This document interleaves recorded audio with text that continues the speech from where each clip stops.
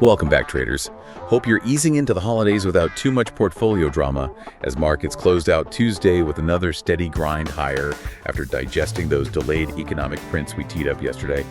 SPY's flirting with new highs, QQQs are approaching resistance, financials are hitting all-time highs, and metals are on an absolute tier classic year-end rotation in thin tape. You're tuned into the Stock Market Summary Series, and as you guys know, none of this is buying or selling advice.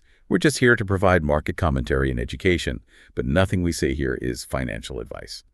Okay, let's get into it. Yeah, let's do it. What's fascinating here is that the session was completely technically driven. It really rewarded that large cap resilience. But the key insight, I think, for you to take away is that this rally is still incredibly narrow. The big money has strong conviction, but it's highly selective. Absolutely. The index scorecard basically tells a tale of two markets, right? It really does. STY climbed a solid 0.46%, so it's in just a whisper from fresh all-time highs. And QQQ added 0.47%. And that QQQ move is the one to watch. Right, because it's actively testing that key resistance trend line we highlighted last week. That is a huge decision point for the tech sector. Exactly. And you contrast the app momentum with, say, the small caps. IWM lagged significantly. It dipped, almost 0.6%? Yeah, minus 0.59. So if you're looking for where the real conviction lies, just look at the financials. Look at XLF. Pushing to new all-time highs. All-time highs. That relative strength, it's not just a number on a screen.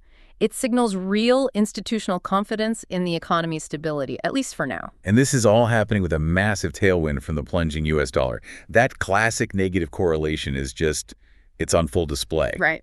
Which means you have to be watching the dollar index, the DXY, as a primary risk indicator. If it suddenly snaps back, that large cap rally is immediately at risk. Yeah, and seeing runs like this, or even getting caught in quick traps like that FSLR fake out last week, it's just such a good reminder. Of what? Of why disciplined risk rules and managing your size they're non-negotiable. It's that kind of stuff, that real-time application of disciplined techniques that our Grok Trade mentorship really goes deep on. For sure. So, shifting to the macro picture, the market had to swallow some pretty mixed data today, but it still stayed risk-on. Deeply mixed. Durable goods orders for October, they came in weaker than consensus. I think it was minus 2.2% month over month. Right. That's a point of weakness in the leading indicator bucket. But then the market just seemed to prioritize the stronger than expected Q3 GDP estimate. It did. It surged to plus 4.3% annualized. That beat expectations by a full percentage point. So the narrative seems to be, prioritizing that lagging consumer strength over any industrial weakness. It just absorbed the mixed reads without derailing the technical move higher at all. And while equities did their slow grind, precious metals just completely stole the spotlight. Oh, they're on fire. GLD surged over 1.3%. And SLV, it rocketed plus 3.79%. Wow. This isn't just safe haven demand. It's a pure flight to real assets, and it confirms that big money is hedging against that ongoing currency weakness.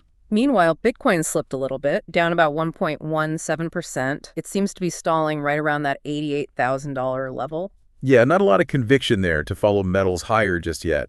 As always, guys, if you've got a stock you're watching or a question about the markets, drop it in the comments. We might cover it in an upcoming episode. And by the way, if you're enjoying this video and appreciate these market summaries, do us a big favor and hit that like button. It's totally free and helps us out in a big way. And click subscribe, too, so you don't miss a beat. You can always unsubscribe later. To connect this back to, a practical application, days like today are just textbook lessons in pattern recognition. We're watching BIDU quietly tightening up in that symmetrical triangle. That's a signal of maximum volatility compression. It's just getting ready for an explosive move. And XLF is the other side of that coin. XLF's unrelenting push is a perfect example of how to spot and trade pure relative strength.